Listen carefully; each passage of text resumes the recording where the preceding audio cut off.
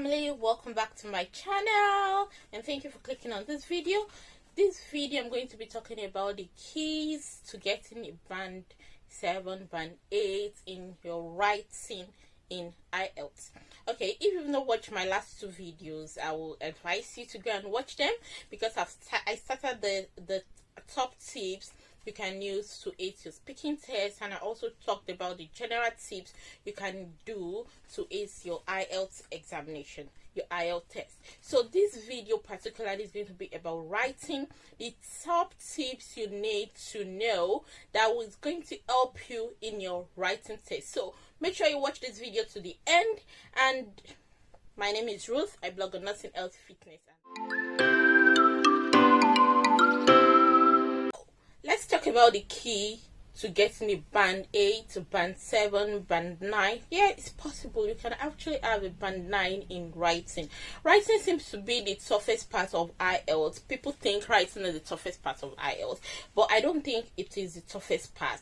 It is just about you knowing what you are supposed to write and how you're supposed to arrange your words, and this is going to give you the appropriate score you need to ace your writing. Now, you know, generally, either you're writing a general IELTS or academic IELTS, you're going to have a tax 1 or a tax 2. So majorly, I'm going to be concentrating on tax 2 here because tax 2 seems more difficult. Tax 1 is one of the tests that is very easy because that is just like explaining. You're just going to explain a table or a graph. I'm still going to talk about the tips you need to know in writing your tax 1, but I'm majorly going to concentrate on tax 2. Now, in tax 2, when you're writing your IELTS essay, because generally it's either you're writing a general or academic essay, your type 2 essay is made up of 4 paragraphs, which includes your introduction, your paragraph 1, which is the supporting paragraph 2, and your conclusion. In writing these 4 major paragraphs, so before you start writing your IELTS writing, you have to put this at the back of your mind. This is the major thing that they're going to use to score you when the examiner is marking your tax achievements, your coherence and cohesion, your lexical resources, and also your grammatical range and accuracy.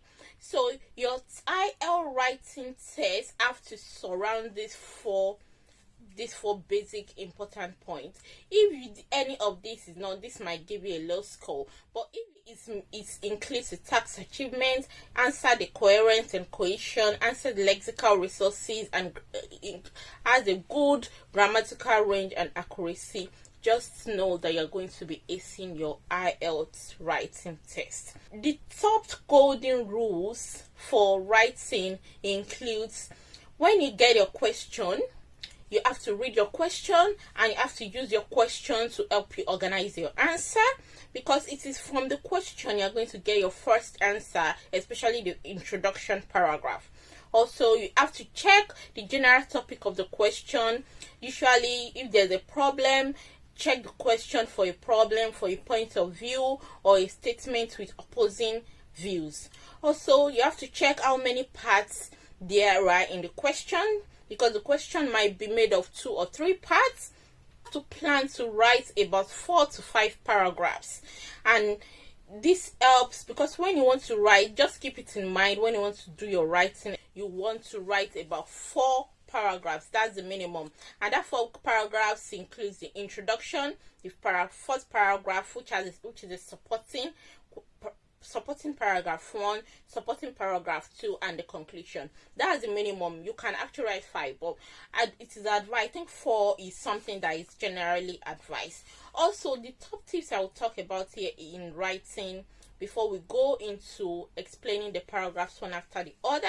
Your handwriting is something that is very important. If you've written everything and you've done a good band descriptors, which include your tax achievements, coherence and cohesion, lexical resources, and you have a good grammatical range and accuracy, but you have a bad handwriting, you're not going to be getting a good score in your IELTS test. So ensure your handwriting is neat and tidy.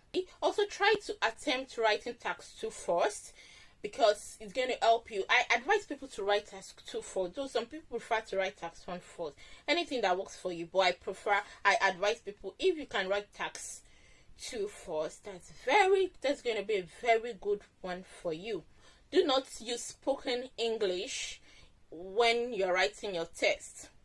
Some people write their test as if they are speaking, as if they are speaking to someone else when writing. No, write your test using the IELTS vocabularies. Don't use spoken English for your writing, okay? And also, you have to aim to write about 250 words. When you're writing, it depends on your handwriting. When you're practicing, you would have known how many lines you're going to be writing that will take you to 250 words.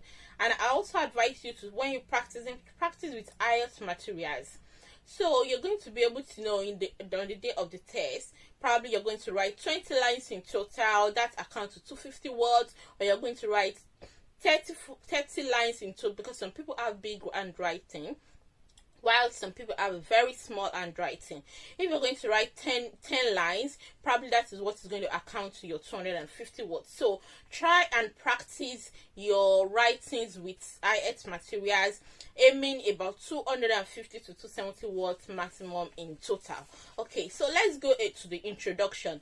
How do you go about your introduction? You have to tell your examiner what the essay is about. Most times when you're writing your introduction, you have to use synonym words to actually rephrase the question. And normally the introduction should be about 2 to 3 sentences, and it should be about 30 words in total. For introduction, you have to make sure you keep your introduction short, and don't write more than 2 to 3 sentences, because writing too much introduction might not be too good. Your introduction should be about 30 words. You have to connect your introduction and your title, and you have to write a general statement relating to the topic. So this is what your introduction must aim at. Also, you have to use synonyms to rephrase your questions when you're writing your introduction. Introduction should be as short as possible, but should be concise and should be able to pass information to the examiner. The next paragraph is going to be a supporting paragraph explaining what the question is about. Now, when you're writing this supporting paragraph, you have to write it in stages. You have to connect your paragraph with your introduction, because you've mentioned something in your introduction and you have to connect it. Now, probably the question is asking about courses, and you want to give 2 courses of what the question is about. You're going to write the main course. The first 2 lines should be about the main course, then factors contributing to the course, the main reason behind it, give examples. Majorly, when you're writing paragraphs, when you're writing your first paragraph, you have to be detailed as much as possible, but not too much words. And when you're writing your second paragraph, the words should be about 75 to 80 words. You don't have to write too much. Remember, you are writing in total 250 words maximum, 200 to 270 words. You're writing your supporting paragraph, make sure it is detailed and write the explanation, give example. Now, going to the second paragraph, you have to write your second reason or the second causes or the second point, and also give your explanation. Put a supporting example or a supporting experience of what has happened, and this has given you like 2 points to answer the question. Now, the next paragraph should be your conclusion. When you're writing your conclusion, you have to provide just a summary of all what you've written. You don't need to write everything again, just a quick summary. Now, answering the IELTS Task 2 exam test, it also depends on the type of question, because there are different type of question when you're writing your IELTS. So I advise, when you're practicing, you have to ensure you practice on the different types of question, and there are some different IELTS tests can come from different aspects of common IELTS writing topics. Can include health, environment, education, international development, globalization, transport, and a lot and lot. They bring a topic from a wide range of things happening. So when you're practicing, practice with wide range of materials. All right. So what I advise also again is when you're practicing for your IELTS writing, go use authentic materials to prepare. Don't just use any writing. You can get someone that can mark your writing for you when you're preparing. Check your words. Practice under time exam condition.